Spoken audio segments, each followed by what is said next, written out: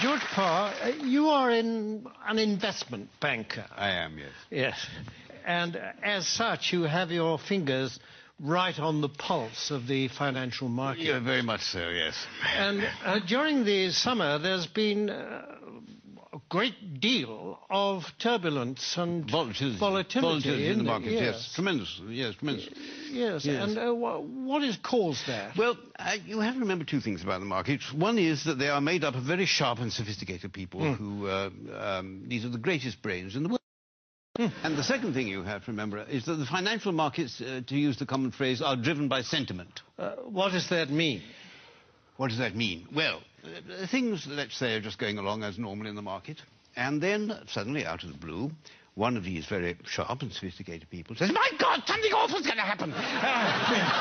We lost everything! Oh, my God, what are we going to do? What are we going to do?" Shall I jump out of the window? Shall I jump out of the window? Exactly. Let's all jump out of the window. Sell! We've lost a sell! Yes. Precisely. Yes. Precisely. And then a few days later, this same sophisticated person says, "You know, I think things are going rather well." And everybody says, "Yes, I agree with you. I think we're rich. We're rich. Yes. Rich. Yes. Bye. Yes. Yes. And that's what we call market sentiment. Yes. Surely we are exaggerating just a bit, aren't we? I don't know. I mean, in August, in the middle of August this year, when the market absolutely plunged in London, a well-known city firm, State Street Global Markets, issued a statement in which it said, and I quote, "Market participants don't know whether to buy on the rumour and sell on the news, do the opposite, do both, or do neither, depending on which way the wind is blowing," unquote. Yes, and this is the kind of rigorous analysis that companies will pay huge salaries for. Yes, exactly. And a few days later, when the markets had gone up a little bit, the senior equities advisor on ABM Ambro Morgan said, and I quote, "We're back to happy days again." Well, no price is too high for that kind of mature wisdom. Certainly is it? not. The reason this sort of people are paid millions of pounds in bonuses. Yes, of course. During this summer, there have been actual causes behind the volatility in the markets, haven't there? I mean, specifically and especially in America, granting vast numbers of mortgages to people who can't afford them on properties which are diminishing in value. It's the so-called subprime situation, yes. The subprime market. Yes. How does that work, in fact? Well, imagine, if you can, say, an unemployed black man sitting on a crumbling porch somewhere in Alabama in his string vest, and a chap comes along and said, "Would you like to buy this house before it falls down? And why don't you let me lend you the money?" And is this chap who says this, is he a banker? Oh, no. He's a mortgage salesman. His income depends entirely on the number of mortgages that he can arrange. So his judgment to arrange mortgages is completely objective? Completely objective, yes, absolutely. Good. Yes. And what happens next? Well, then this debt, this mortgage, is taken, bought by a bank and packaged together on Wall Street with a lot of other similar debts. Without going into much detail about what is actually... Without going into any detail, no, it's far too boring. And so this is put into a package of debt, and then it's moved on to Wall Street, and this is extraordinary what happens then, that somehow this package of dodgy debts stops being a package of dodgy debts and starts being what we call a structured investment vehicle.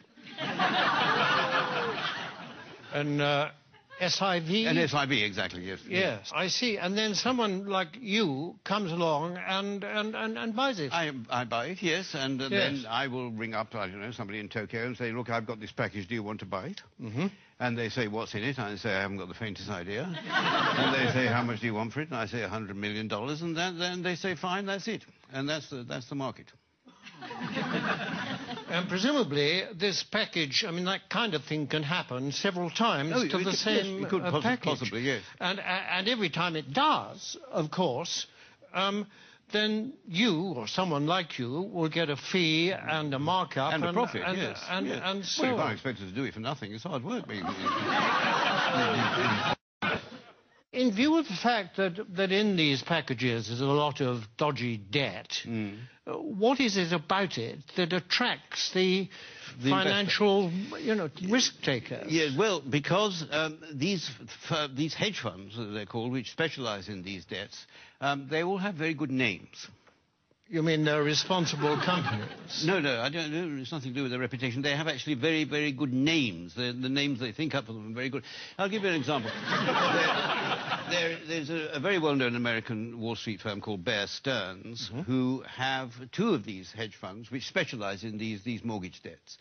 And they lost so much money, lost so much of its value, that Bear Stearns announced that they would have to put in $3.2 billion into one of the funds to try and keep it afloat. $3.2 billion? 3.2 billion, yes. And even then they said the investors couldn't get any money out of it and they were going to let the other fund go. But one of these funds was called the High Grade Structured Credit Strategies Fund, and the other was called the High Grade Structured Credit Enhanced Leverage Fund. Well, that sounds very good. But that's good, isn't it? Yeah. Sounds very trustworthy. Actually, this is the magic of the market. What started off as lending a few $1,000s to an unemployed black man in a string vest has become a high-grade structured credit enhanced leverage fund. I like the sound of it. It is good. Well, it sounds very trustworthy. I mean, it's got good words in it. It's got words like high. High is good. High is good. Yes. Better than low, anyway, isn't it? Yes, absolutely. And structured is another good word. Very good. Enhanced is... I love enhanced. Enhanced is very good. I mean, I'd buy anything if it said enhanced. Absolutely, yes. Yes. It might have been different if it said the unemployed black man in the string vest fund, but yes, because then alarm bells might start to ring. But despite these very plausible names, surely the reality is that the people that lent all this money have been incredibly stupid. Oh, no. The reality is that what was stupid is, for some point, somebody asked how much money these houses were actually worth. I mean, if they hadn't bothered to ask that question, then everything would have gone on as perfectly normal. But unfortunately, they did. I see, but now, you see, people are saying the crisis is likely to turn into financial meltdown. I mean, can that be avoided? It can be avoided, provided that governments and central banks give us, the financial speculators, back the money that we've lost. But isn't that rewarding greed and stupidity? No. It's rewarding what the Prime Minister Gordon Brown called the ingenuity of the markets. That is You see, and we don't want this money to spend on ourselves. We want this money just to go into the market so that we can carry on borrowing and lending money as if nothing had happened without thinking too much about it.